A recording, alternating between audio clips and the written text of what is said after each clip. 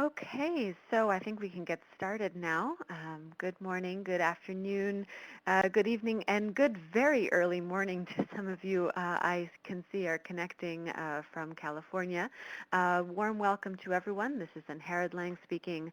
I'm Executive Director of PHAP, or PHAP as we call it, which is short for the International Association of Professionals in Humanitarian Assistance and Protection, and I am very pleased to be serving as your host today for this exciting discussion leading up to an interesting event going on next week in Bangkok on the 2nd of December. The topic for today's discussion is Building Disaster Management Partnerships, Private Sector Experiences in the Philippines and Beyond. And as I'm sure all of you know, this is linked to the World Humanitarian Summit special track on the power of business in emergencies, which is complementary to the larger World Humanitarian Summit consultation process leading up to a major event in Istanbul in the spring 2016. So we're very pleased to have with us today a number of guest speakers who are very much involved specifically in the Philippines and in the larger region and beyond, working on this track for the World Humanitarian Summit process. We're pleased to welcome Christine Knudsen, who's head of the Regional Partnerships Unit in the UN OCHA Regional Office for Asia and the Pacific. We're also very happy to hopefully have with us, if we can manage to reach him at his hotel, Butch, who's president of the Philippines Disaster Recovery Foundation, the PRDF. And just as a note to everybody, we are working on the connection to Butch, so we're going to be continuing to try to bring him into the event as we go along. But right now, we're going to get started in any case. But you may hear some background during the event as we try to bring in Butch once he arrives at his hotel in Colombo. We're also very pleased to have with us today Samantha Penabad, who's a strategy consultant with Accenture Development Partnerships, or ADP, as well as Stewart Reed, who is a trustee of the Partnering Initiative, TPI, in the UK. So now, we're going to get started with the substance of the event very shortly, but before we do, since I know that we have a number of people with us who are new to the platform, I would like to quickly go through how best to engage through the platform on today's events. So first of all, throughout the presentations, we very much encourage all of you to submit questions that you would like us to pose on your behalf to the guest speakers during the Q&A portion in the second half of the event. So as you can see based on the screenshot in front of you, there's a special box for asking questions. This is separate from the public chat. And these questions that you type in, click send, they go directly to our moderation team here at PHAP, and then we can work them into the Q&A section of the event. You will also see in front of you, and you have seen a few of them already, polls. We call them snap polls that we can put up in front of you on the event. For example, you have one up here now asking, have you participated in one of PHAP's online events before? And I can see now of the, well, we have a rapidly increasing number of respondents, but of the approximately 20-25 people who have responded as I've been speaking, we see that the vast majority of them, again, are new to the event platform. So again, a warm welcome. Thanks for trying this out with us, and I hope that we'll be able to welcome you in another event soon. Throughout the event, we also do have a live Twitter feed, so you can follow at PHAP Forum and using the hashtag ReshapeAid. And finally, we've set up a special separate streaming option. So in case you find that you have challenges with your audio connection today, there's an alternate option for listening to the event and watching the event, and that's via YouTube. So it's YouTube powered, but you reach it through the PHAP website at the URL you see in front of you, phap.org/26NOV2014/watch. But a note, this is really a backup option. You will not have the interactive features if you're using the live streaming option via YouTube. So if you're able to stay with us in the Adobe Connect live platform, you're very much encouraged to do so, but to use the live streaming as a backup.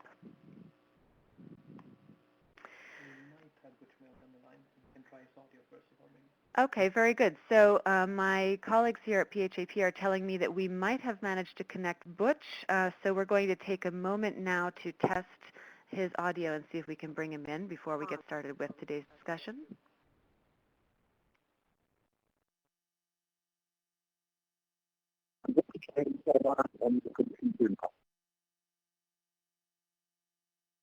I hear something. Let's see. Butch, is that you on the line?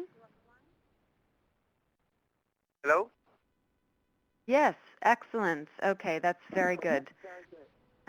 Okay, so we're going to keep you on the line then, Butch. My colleague Marcus will mute you now for a few minutes while we turn to Kristen, and then Butch will come to you for your for the first part of your presentation. Okay, so very good. So we're going to turn now to Kristen Knudsen, as I mentioned, working with OCHA in the region. And Kristen is going to give us some brief remarks on sort of the big picture, OCHA's purpose in convening the special consultation taking place next week in Bangkok as complementary to the larger picture of the World Humanitarian Summit process. And Kristen, I'm going to give you the floor. I believe you're unmuted now and ready to go. Yes, thank you, Angharad. I hope that you can hear me all right, and I would like to say hello to everybody who has joined for the webinar tonight. It's a real pleasure to be here and to be kickstarting the Regional Business Consultation next week with this webinar. As you said, I just wanted to take a few minutes to kind of give the perspectives from OCHA on what we hope to accomplish with the Regional Business Consultation. You've noted that it's part of the World Humanitarian Summit series, but we are also considering it a real opportunity to engage a more substantive dialogue with the private sector around the need to make a more immediate impact during response. So we're coming to this from the perspective that OCHA, like many other humanitarian organizations, is increasingly recognizing that business and private sector have the interest and capacity to support emergency preparedness and response. And convening the business consultation is therefore an initial step in promoting stronger engagement of business as humanitarian stakeholders. And we're looking to secure from the consultation some concrete outcomes. These are in terms of how we can facilitate and support businesses' engagement with the humanitarian community at the national level primarily, and in priority countries in the region that are at high risk of large-scale natural disasters in particular. Now we recognize, and I guess this is very important because it's kind of the position that we're taking into the consultation itself, we recognize that businesses come to and define their case for engaging in preparedness and response work with different motivations, and that the various motivations that they have are valid. But what we're asking of all of the participants in the consultation is that they participate on the basis of finding answers to a simple but very complicated question. If a large-scale disaster affects the country or communities in which they're operating tomorrow, what would the companies that are participating be able to bring to the table in terms of commitments to support immediate response efforts? From there, we want to look also at how do we then better engage in preparedness and in partnership building to make that immediate response more effective. As I said, we are engaging this conversation with the business and private sector as humanitarian stakeholders. We expect no more and no less of them than that we do from other humanitarian stakeholders, such as civil society stakeholders. We're increasingly advocating for business community members who are engaged in preparedness and response work to engage with the humanitarian community at the national, regional, and global levels to develop an understanding of the humanitarian principles and why they are important, to become familiar with how humanitarian efforts are coordinated, and engage where relevant with coordination mechanisms in order to make the assistance that they provide more effective. And these are some of the topics that we will be covering, both in an initial half-day session on the 1st of December, which is geared towards providing a bit of an overview of the humanitarian structures and preparedness and response work in this region. And then through the sessions at the Regional Business Consultation itself on the 2nd of December, when we will feature focus group discussions on these themes of partnerships, preparedness work, and response, with a focus on that immediate period of the initial response to a large-scale disaster. So that is my introduction, and with that, I'm very happy to turn it back over to you and to Butch and Samantha and Stewart, who will talk to us about what they are already doing to engage the business community more in the Philippines, but also at the regional level and beyond. Thank you. Excellent. Thank you very much, Kristen, for very helpfully framing today's event and also the very interesting event next week. We'd like to turn now to Butch, who I hope is still on the line. So Butch is president of the Philippines Disaster Recovery Foundation, as I mentioned, the PRDF. And Butch is going to be offering introductory remarks from his perspective, specifically on the Philippines context and the PDRF's vision and mandate, looking at some specific examples of how the PDRF has used different models, and really focusing on the idea that rather than having a one-size-fits-all approach, that they sometimes use one kind of model, a philanthropic model, for example, sometimes use partnership models, depending on what makes the most sense for the donor. So we're going to have a couple of opportunities to hear from Butch today. Butch, I'd like to turn to you now for the first portion of your contribution today. Yes, hi. I just want to check to make sure that you can hear me. You sound great to me. Hello? Very good. Yes? Oh, okay, great. Okay, yes. thanks. Perhaps I'm glad I made it, yes. because I'm calling in from Colombo, Sri Lanka here at the Business Center. I just managed to make it in time. But yes, let me just say a few quick words about the Philippine Disaster Recovery Foundation. We started during a major typhoon which devastated Manila in 2009-2010. One of our major accomplishments was just being able to hook up the National Weather Bureau and the Office for Civil Defense. They couldn't talk to each other because there was a building erected between them. And even though they were within sight of each other, within a few kilometers of each other, they couldn't communicate. So we managed to use one of our members to help the government. It's a private sector group, and we managed to help the government connect the through a fiber optic cable that we laid between the two buildings. And then let me, so that was one of the major accomplishments then. I should say, go back and say that the PDRF was started as a public-private sector partnership right after those floods. And our whole focus has been on working with the national and local governments and international agencies in terms of responding to disasters. We can move on to the next slide. Now, as you all know, there was several disasters that hit the Philippines last year. The major one being the Super Typhoon Haiyan that killed over 6,000 people. We move on to the next slide. One of our original partnerships that we were able to complete was with the Department of Education. They asked us to implement an emergency feeding program for their students. They couldn't do it themselves because they were unable to get through their budget process. So they asked us to do it, the private sector, and we were able to complete that. We were able to feed 27,000 kids in 607 schools, and that worked out quite well. Next slide, please. The next slide.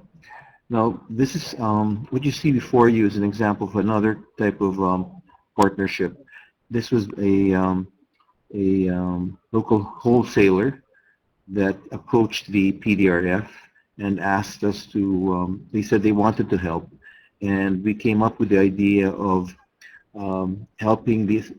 We put together the wholesaler with a number of these sari stores. These are small retailers in the Tacloban devastated areas.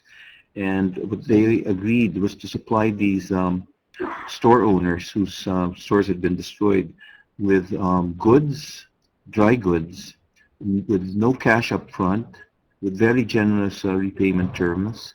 And the whole idea was to help rebuild that economy and put them back on their feet, back on their feet again. They started with 20 stores. You'll see there before and after pictures. Not only did they supply them with the goods and with credit and everything, but they also helped fix up their stores. And the good news is that in 19 out of the first 20 stores, they repaid the grants or the loans fairly soon, within a month, and they're up to 70 stores. But this is one example of a private company coming to us and partnering and are being able to locate the store owners that they could work with, and helping that economy get jump started and back on track again. Next slide, please. This is another example of how the Philippine government turned to us, the Philippine Disaster Recovery Foundation, private sector group. The Department of Trade and Industry said that they had an idea for funding entrepreneurs, helping them to start their own business. And they wanted to do these in these areas that have been destroyed by this typhoon. But they didn't have a budget to do it. And to do it, they would have to go back to Congress, which would take almost a year to do that. So they asked the private sector to come in and fund an initial pilot program. And we funded about 500 entrepreneurs. You'll see in the picture, these are people who had previously operated businesses, who had experience, but they were, these are simple dreams. People who wanted to go into dressmaking. They wanted to go into selling food from sidewalk stalls, and we were able to give them that opportunity. Now the jury is still out on whether this program is going to succeed or not, but at least we've given them the chance, and within a year we'll do a baseline study of their incomes to see how well this program worked. Next slide, please. Yeah, you can move on to the next slide.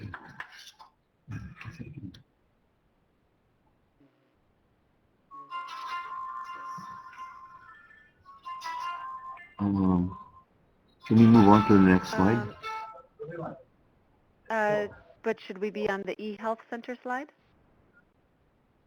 Yes, that's right. Yes. Okay. We're there. Okay, I can't. Okay, there we go.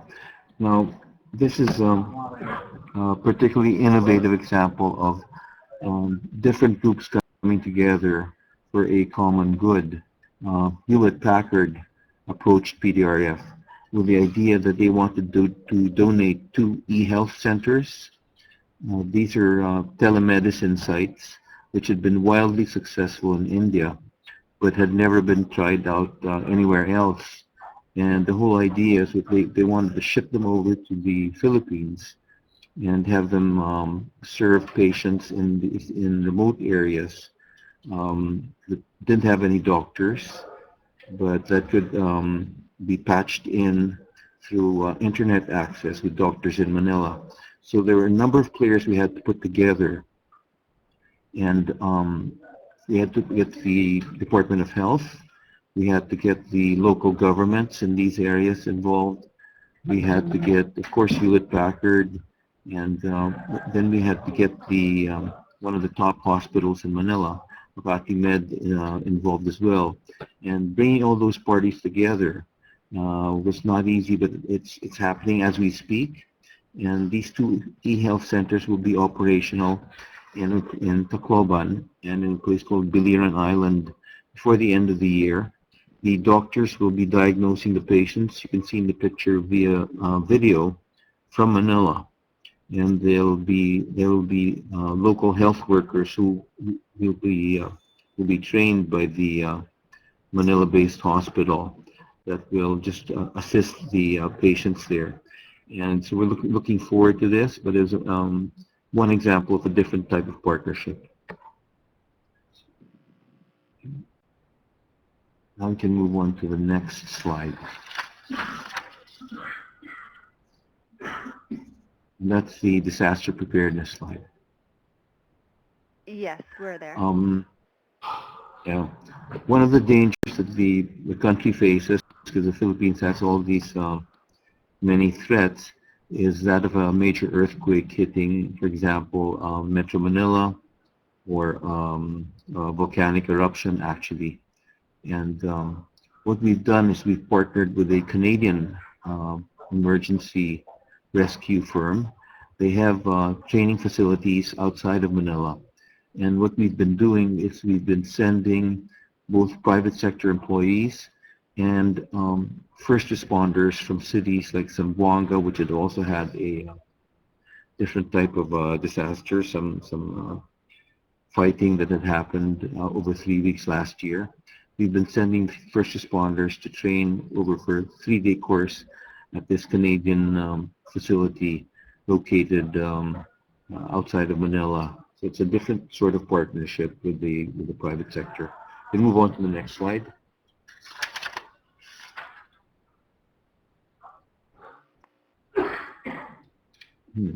That's not quite the slide I was looking for, but the the last slide I just wanted to mention.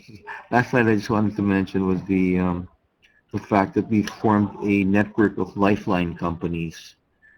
These are companies in key sectors like power, water, communications, fuel, transport, financial companies, and telecom companies. But the whole idea is to form a network of key providers to get them ready for the next big disaster that's going to hit the Philippines.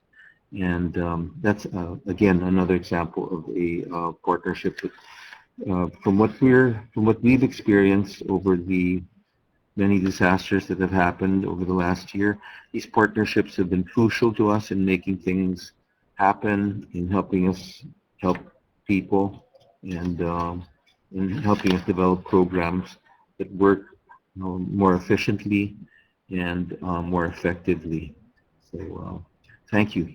That's my part of it from Colombo here. Fantastic. Thank you very much, Butch, and thanks for providing such a rich variety of really concrete examples for people. I know that's always very useful to get beyond the sort of the generalizations and really dig down into concrete examples of these valuable partnerships and how different actors are working together. So thanks so much for digging into that for us.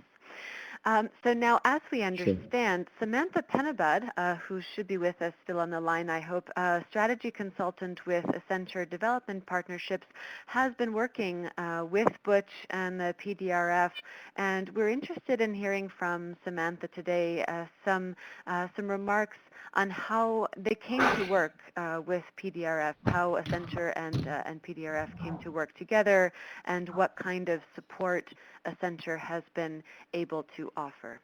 So I'll turn to you now, Samantha, and hope that we can bring you on the line. Absolutely. Hello, and thanks for having me. I also prepared a couple of slides for discussion, so I'll wait a moment while those load.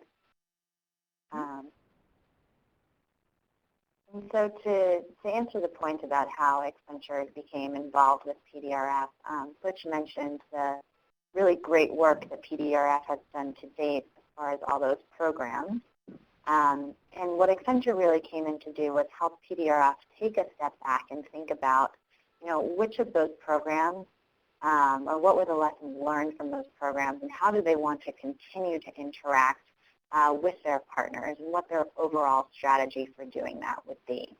So Accenture came and we looked at PDRF's strategy and helping them really define that vision, and then also the operations of how they would go about continuing to scale those partnerships and the type of organization that they needed to have in terms of their staffing and their roles to really make sure that PDRF was continuing to achieve its mission and to grow in that mission. So today I'm just going to focus a little bit on the strategy portion of that. And we kind of see this as a continuum as we look at partnerships at Accenture Development Partnerships. The first being philanthropic.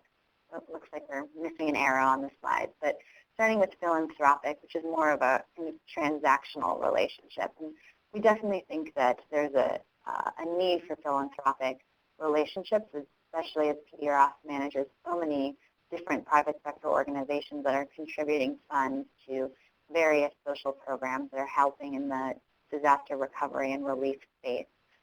But PDRF is also doing a lot in terms of more programmatic and transformational partnerships, as Butch mentioned. So we think about programmatic partnerships as really bringing together multiple organizations to increase the impact that each organization, each private sector company is having. As Butch mentioned, a couple of different programs where private sector were donating goods, services, perhaps funds, and PDRF was really bringing together multiple different organizations that was used to the best of the organization's ability. Looks like we're having a little bit of slide trouble. Here we go. And then the last being transformational partnerships. So these being really more of ongoing relationships with PDRF and the private sector, where PDRF can really look to bring organizations together over a long period of time and think critically about how the private sector can best serve the Philippines and best create kind of a preparedness agenda, if you will. So with that, I thought that we would focus just on two of the specific programs that PDRF has, and I think Butch mentioned both of them. The first being HP's eHealth Center. So as was mentioned, HP came to PDRF wanting to make a donation, a technology donation to create these eHealth centers. And the value proposition that PDRF brought as this partnership organization was really to think about how those computers could make the best impact. And the answer was that there really needed to be more people at the table. So bringing in Makati Med, which is a hospital there in Manila, to provide doctors to have support on one end of the communication system so that those doctors in affected areas would be able to learn from the doctors in Makati Med. And then also smart communications helps create connectivity in these areas where perhaps there no longer was connectivity due to disaster striking. And then lastly, Butch had mentioned the relationship that PDRF has with the government. And it's really so essential, especially in this case, to bring these different both local and national government on board to make sure that communications were happening with the citizens in the area, that there was planning, security, and kind of the infrastructure to make sure that all of this happened. So in this case, PDRF was really acting as a broker of partners between all these organizations and enabled this program to really be more impactful by being able to bring multiple private and public sector organizations to the table. This is an example of more of a programmatic, very focused on one specific program and also in the relief space.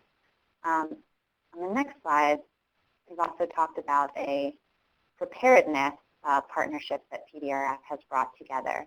So in this case, PDRF is bringing together organizations that normally compete, all in the same industry as far as utilities, and really having them sit down at the table and think about how these organizations can better improve disaster preparedness in the Philippines, to share best practices, and then also to be a little bit critical and to say, we're missing some key parts of the preparedness agenda, and what can you do, what can your private sector company do to help the Philippines fill those gaps? That way, when the next disaster occurs, that there's really a plan to move forward.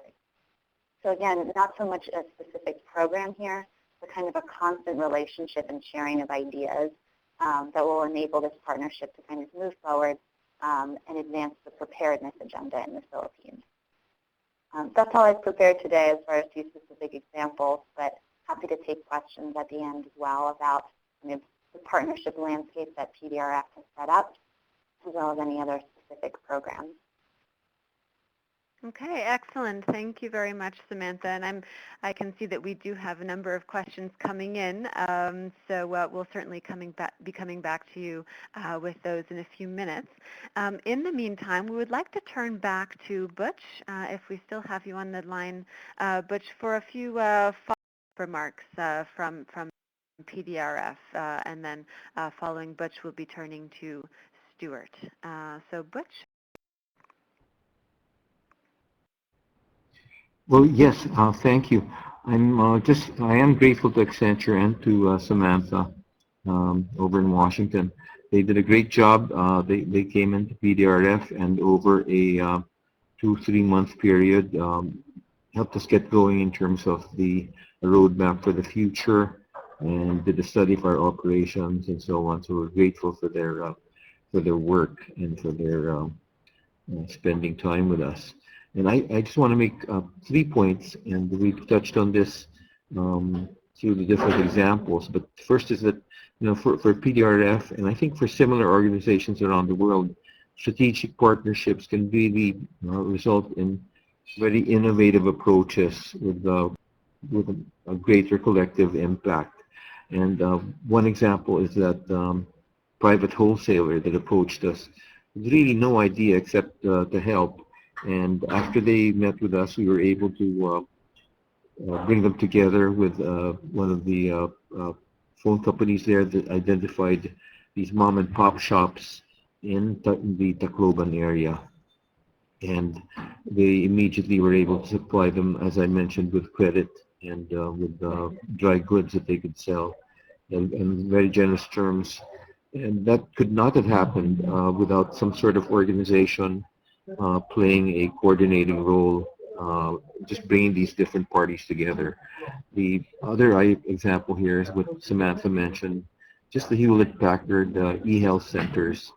There were so many different partners, as she mentioned, the smart phone company providing the internet connectivity, and the hospital in Manila. But bringing in these different partners was the key here.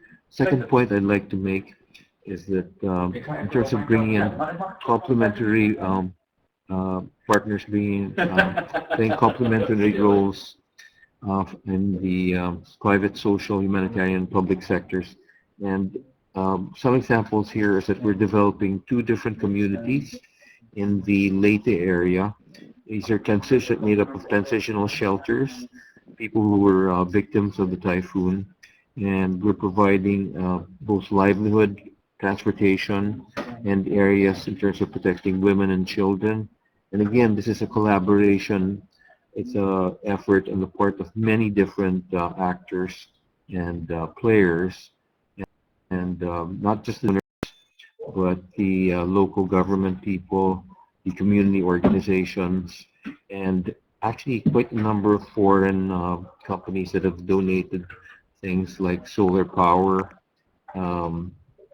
water filtration systems, and other types of innovative solutions to public housing. And the other example that Samantha mentioned, in terms of putting together these different competing companies, I think that's one advantage of an organization like PDRF. It's that companies that normally don't talk to each other, that actually are quite fierce competitors, can come together and work in a neutral setting for the public good.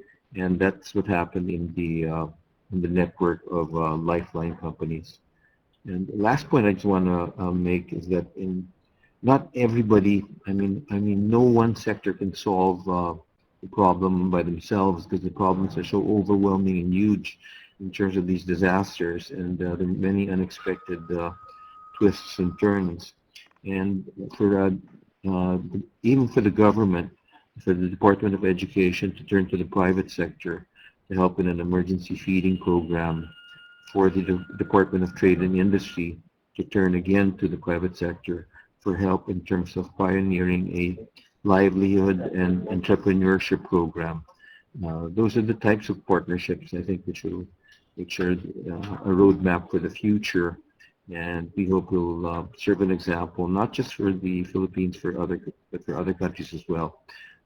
That's it. Thanks very much. Okay, excellent. Thank you very much. I just want to mention before we turn to Stewart as our next guest speaker, we've had a number of interesting questions come in, and I'm looking at one from Lulua in Kenya, who's asking, it would be great for humanitarian practitioners, so on the humanitarian practitioner side, to share concrete examples from their perspective of private sector disaster management cycle. So I've asked my colleague here, Marcus, to put this up as a poll so that we can get your input from all the participants in the room, because we have 50 or 60 people in the room and we want to make best use of our time. So please do take an opportunity to provide any concrete examples that you may have to share with the group. So with that, we'd like to turn to our final guest speaker for today's event, Stewart Reed. As I mentioned at the start, is a trustee of the Partnering Initiative, TPI, in the UK. And he's going to give some follow-up remarks. So reflecting on the comments that we've heard now, both from Accenture and the PDRF, perhaps adding some additional examples of models that he could add, and also perhaps some main challenges, but also success factors that he's seen from his perspective that have emerged from recent research into hubs and platforms in different contexts. So, Stewart, I'd like to give the floor to you. Can you hear me? Yes, we hear you well. Good. Okay, I'm not muted. Okay, thanks very much, first of all, for inviting me to join this really interesting discussion. For those of you in the group who haven't worked with TPI at any time, we're a UK-based not-for-profit, and we work on all aspects of supporting cross-sector partnerships around the world, from advising on board strategy right through to helping broker the practical process of partnership. In recent years, we've done a lot of work in related areas to this. First of all, because we've worked with quite a number of organisations around developing their strategies for engaging the private sector.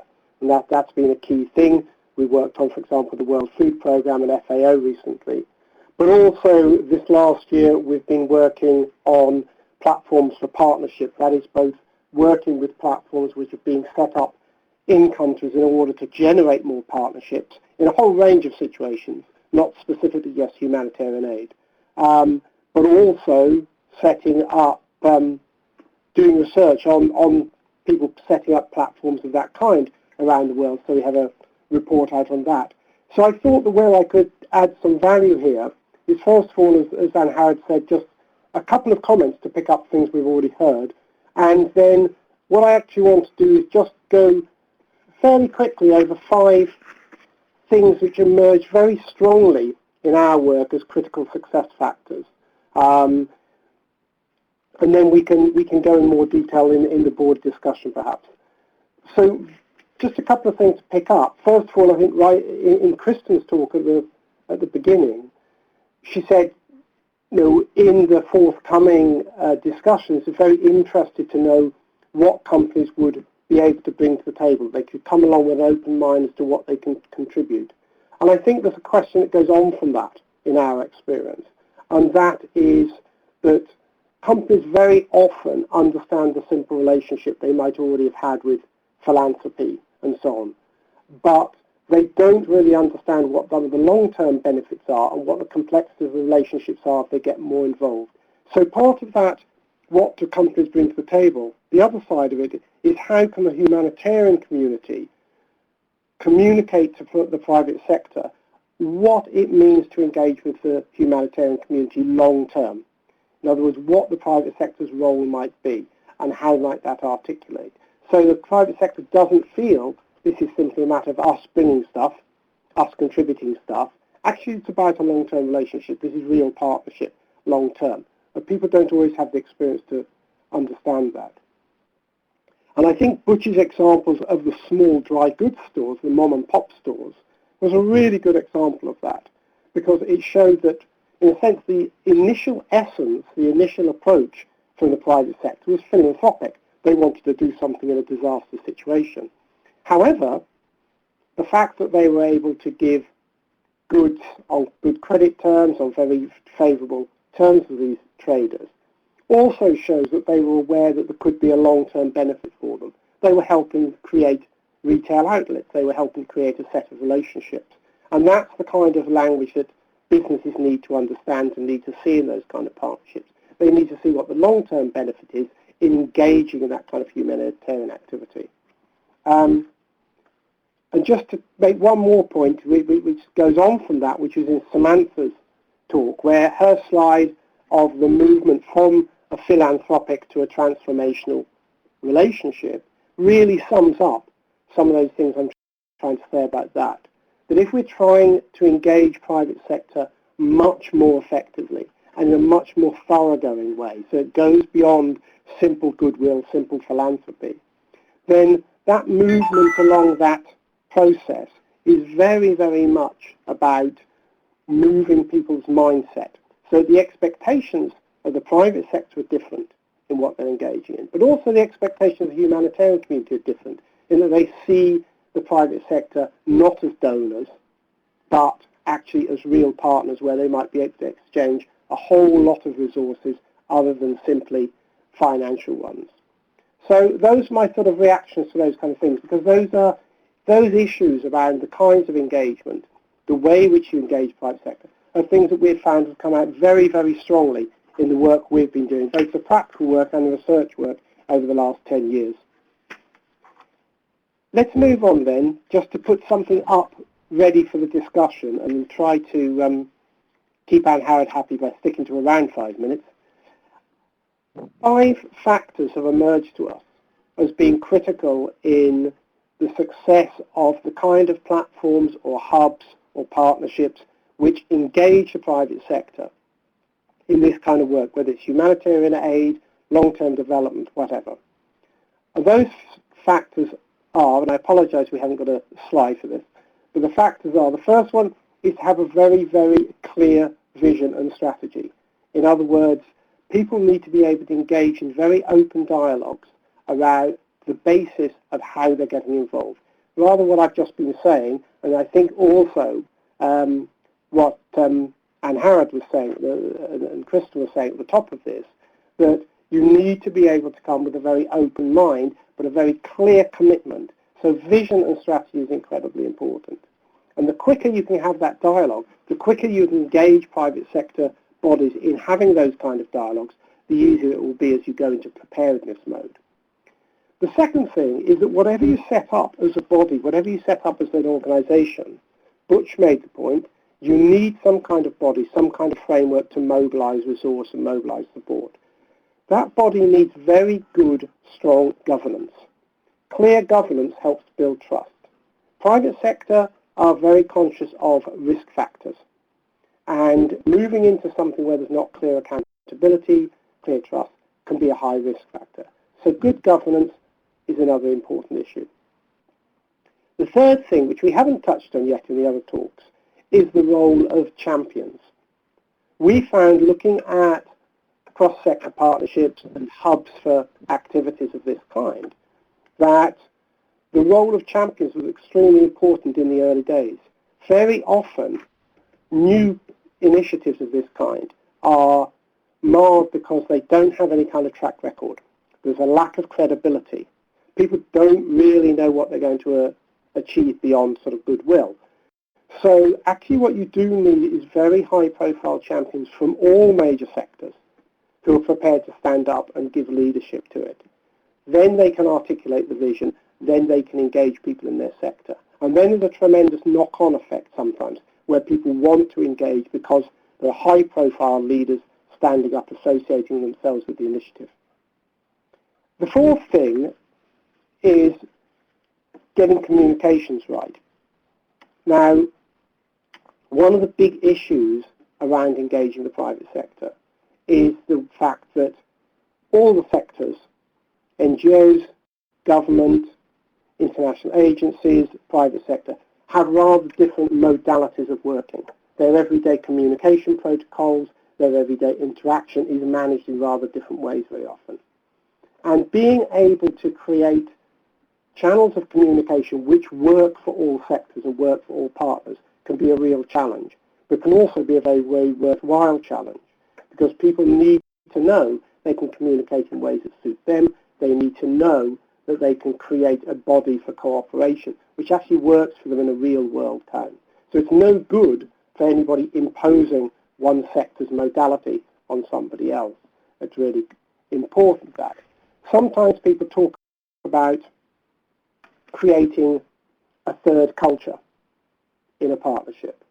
And that's something we could talk about a bit more about perhaps, because this idea that sectors come together, you can create a new culture of working which allows everybody to share the way they work together rather than sitting into anybody else's particular model. And that leads me on to my fifth success factor, which is actually getting people to commit to the idea of a partnership culture. And that rather sort of tops and tails my little talk, because what I'm saying goes back to how I started, which is anybody moving into a hub, a platform, a partnership for humanitarian relief, disaster relief, needs to do so with a mindset which is committed to partnership. In other words, it needs to do so thinking this is not simply giving money or organising resources. This is actually about finding a role for my organisation in building something new together. So they need to commit to that idea that they're creating something new. Okay? So that's really something to set up for discussion. We've had some good examples from Butch. Two of my colleagues, at least two of my colleagues, are also online, John Paul Hayes and Nick Luft. So I think they might have examples as well from their platform work. And I'll throw it back to you for the wider discussion on Howard. Thank you. Excellent. Thank you very much, Stewart. So as you've been speaking, and it's been very helpful indeed, I think, for you to have boiled this down to these 5 factors. So we're putting together a quick poll so that we can ask all of the participants in the room, and now I see we have nearly 70 people in the virtual room today, which of these 5, which are clearly all very important, but which of the 5 factors that Stewart mentioned is really the most important to focus on in the particular context where they're working. So very much looking forward to seeing the results there, and encourage all of you in the event to submit your answer in the poll in the upper left part of the screen. So now looking at the clock, we have 10 minutes left to go. What I'd like to do is, I think there's quite a lot to discuss here. I'm going to mention a few of the questions that we've had come in from the participants, and then also reiterate Stewart's invitation to the other guest speakers with us today to perhaps react to his presentation, the structure of the 5 factors he's outlined, and perhaps bring in concrete examples further from other speakers' experiences. And then we'll just go through, we'll revisit each one of our guests. So we'll go, I think, first to Butch, then we'll go to Samantha, and then we'll go back to Kristen to wrap up the event. So each speaker should have, we'll say 3 minutes or so, and then we'll close the event. So I will first briefly mention a few of the themes that I see coming through in the questions. So feel free to respond to one or as many as you feel you can do in a few minutes. And then, of course, any further responses to Stewart's presentation.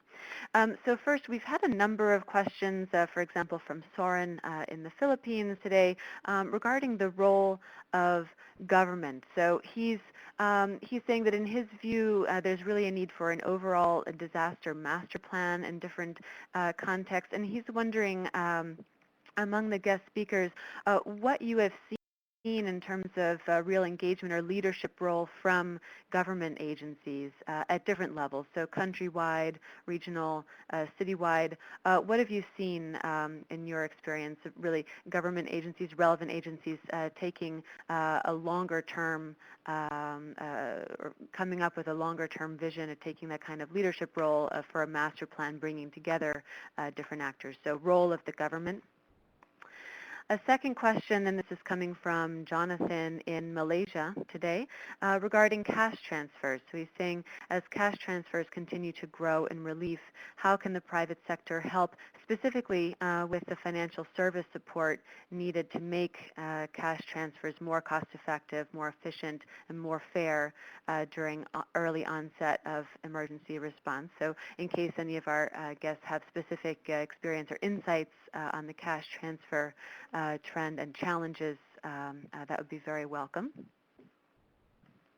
We also had a question, several questions on this, and for example from Patrick, who's in the Philippines, regarding what private companies can do very specifically to prepare their own employees, or maybe another twist on the question coming from other participants is how do our guest speakers today see the level of preparedness among private companies in the region?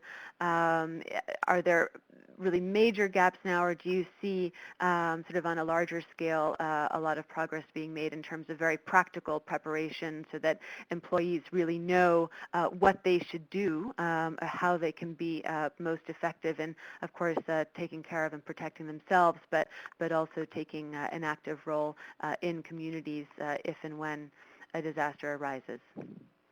And then we've also had a question from Dan calling in from the United States regarding, and this is, I think, specifically for Accenture and the PDRF, regarding what advice you would have, Samantha and Butch in particular, from your experience regarding replicating the PDRF model in other countries. So we have a menu of options for our guests to look at now, and with that I'd like to give the floor back to Butch and to reflect on any one of those questions or points in, we'll say, 3 minutes or so. So back to you, Butch. Yeah, sure, Kristen. Let me do this fairly quickly. In terms of the government plan, there is a great deal of planning now on the part of the government in terms of future disasters, but our problem with the government is that governments change.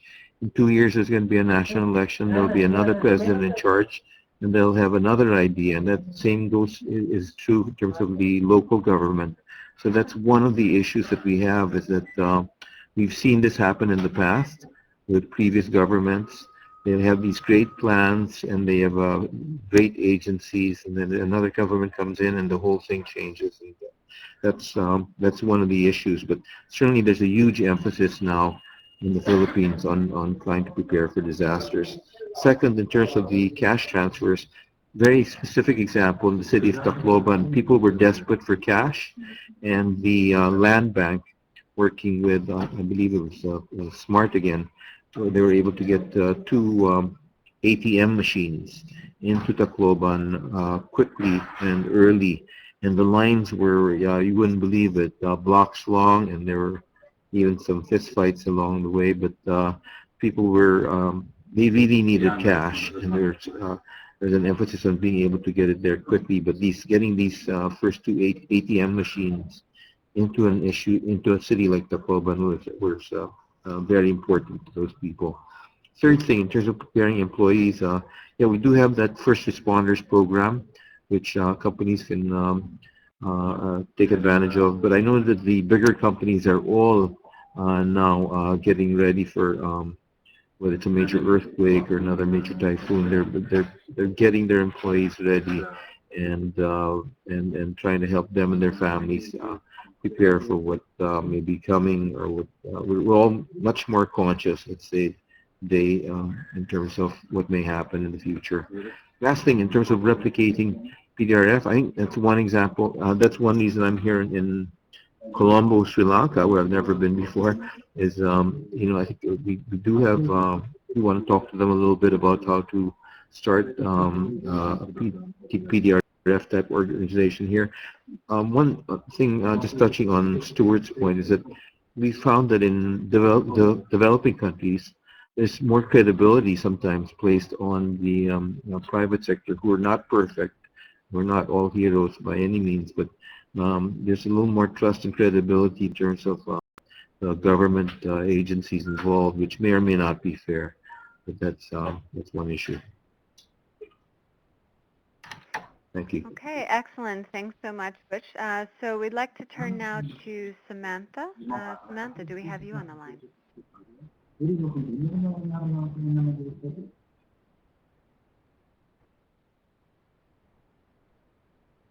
Okay, I'm not getting Samantha. We'll give that one more try.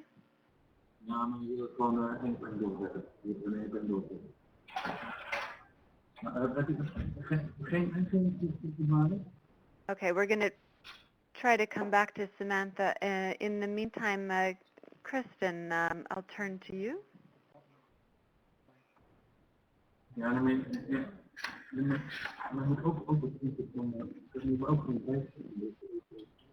I see, okay. Okay, so unfortunately it looks like we have a temporary problem with our connection here. So if I may, I'm going to improvise a little bit here.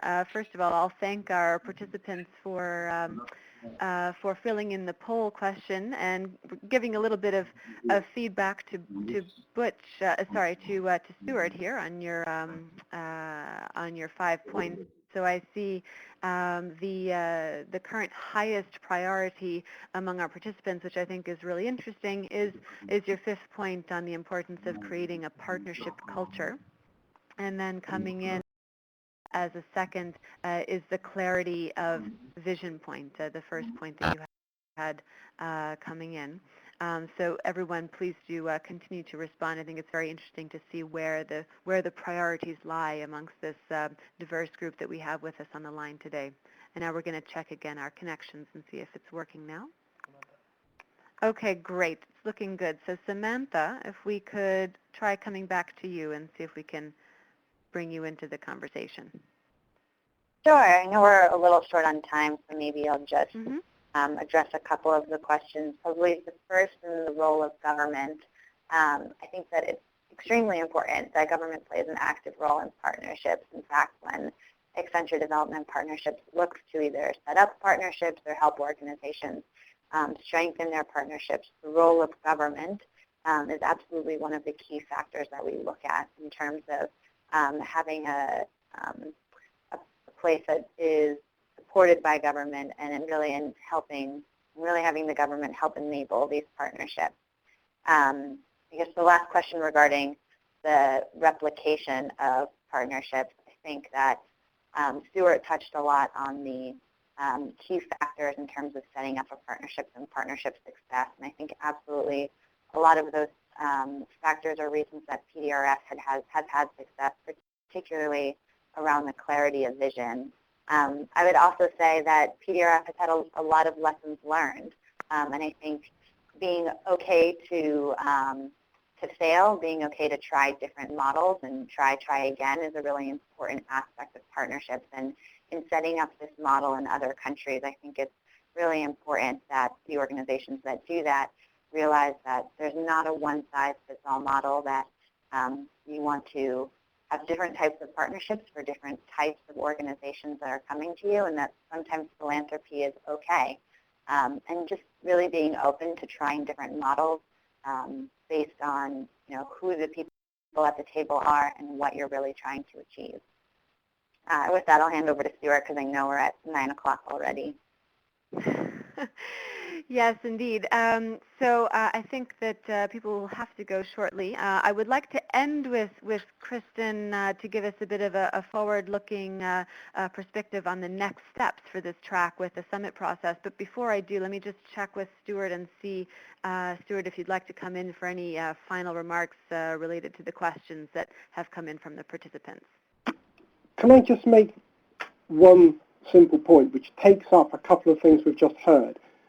There was the question about, government making master plans for relief, what the role of government was, and I think Butch made a very useful point that often in some of these contexts, private sector and NGOs might actually have more local credibility than governments which change and which may not be trusted by large sections of the population.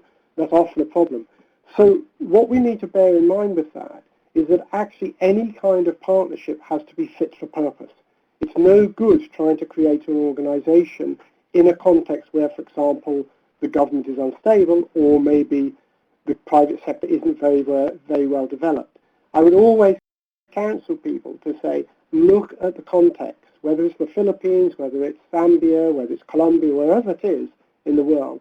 You need to look at the capacities locally and try and create organizations which play to the strength of the private sector locally, the NGO community locally. And this may well be that it's the private sector who can bring a lot to the table in a way that some of the governments can't always do. So bear in mind that idea of fit for purpose.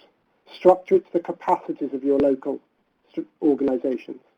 And with that, I can say thank you very much for a really great discussion. Fantastic. Thanks so much for being with us, Stewart, and really some great food for thought there to end on.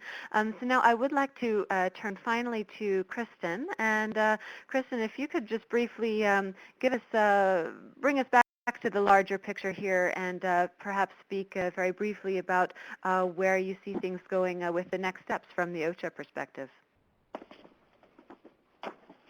Sure, and I think you can hear me already. So I just want to start my final remarks by just noting that I'm really excited for the Regional Business Consultation next Tuesday, and I know the whole team at OCHA is, and I think that tonight's conversation is really has illustrated why we are so pleased to be working with PDRF and with Accenture Development Partnerships and with the Partnership Initiative, or the Partnering Initiative, apologies, Stewart, and all of the other businesses who are committed to participating at the Regional Business Consultation.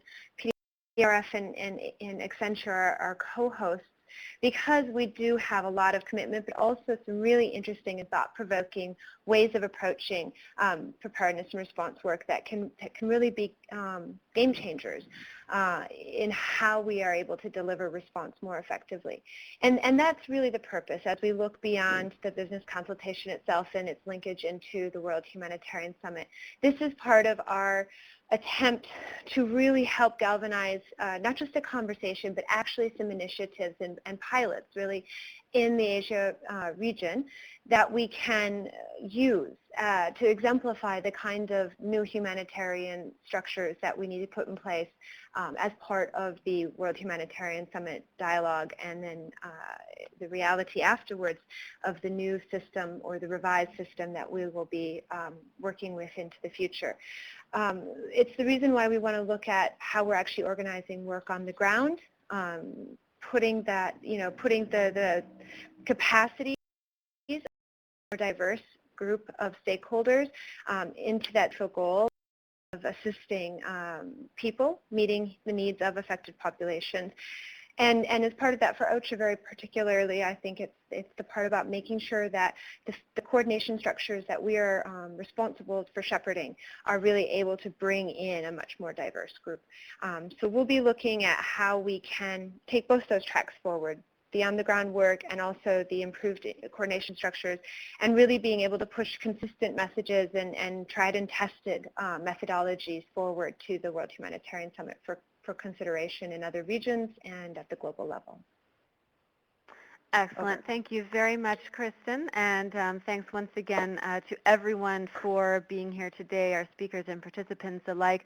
I think I'd really like to underline what Kristen was saying about the fact that this really is clearly a needed conversation, and I think our big takeaway at PHAP today has just been the richness of the conversation, and I have to say there's been a tremendous amount of inputs and so many questions that we have not managed to bring into the conversation in this short hour, but I do want to assure everybody that we will be pulling all of that together into our report of the event, and of course the recording will also be available, as Marcus mentioned in the chat, but we would really like to keep the conversation going and feed all of this fantastic input and these important questions into the process. So we'll be feeding them to Kristen and her colleagues so that they can be examined even in advance of next week's event on site in Bangkok. So thank you once again. It's been truly a pleasure to speak with you as always, and I hope that we will be able to welcome you in another online events in the very near future. Signing out from Geneva.